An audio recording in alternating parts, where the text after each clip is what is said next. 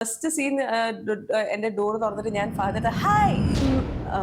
ഞാൻ ഭയങ്കര laid back ആയിട്ട് സിനിമയിൽ വന്ന ഒരാളാണ്. എന്നുവെച്ചാ അങ്ങനെ വെറുതെ ഒന്ന് ചുമ്മാ ഇങ്ങനെ എന്നെ ഒരു കല്യാണത്തില് എന്റെ ഒരു Wow. ക്ലിപ്പിങ്ങിലൊക്കെ കണ്ടു. അങ്ങനെ ചോദിച്ചാ ഈ സിനിമയിൽ ചെയ്യോ? അങ്ങനെയാണ് അയാൾ ഞാനല്ലാന്ന്. Most dreamy way of getting into cinema.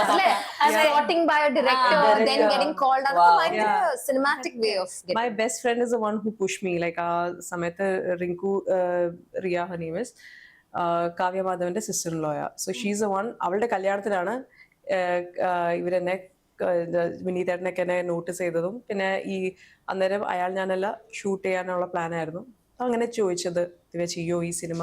അപ്പൊ ഇവരൊക്കെ എന്നെ ഞാൻ വിചാരിച്ചു ഇവള് പ്രാങ്ക് ചെയ്യാന്ന് തന്നെ.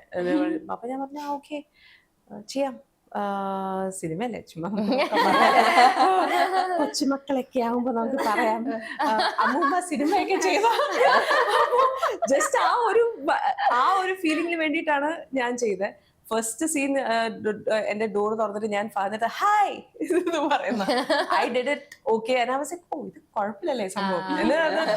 പിന്നെ ലൈക്ക് ആ സിനിമ ഭയങ്കര ലേഡ് ബാക്ക് ആയിരുന്നു, കുഴപ്പമില്ലായിരുന്നു. പിന്നെയാണ് ഊഴം എന്ന് പറഞ്ഞ സിനിമ, പൃഥ്വിരാജ് സ്റ്റാറിങ് ആൻഡ് ജിത്തു ജോസഫ് സാറാണ് ഡയറക്ഷൻ.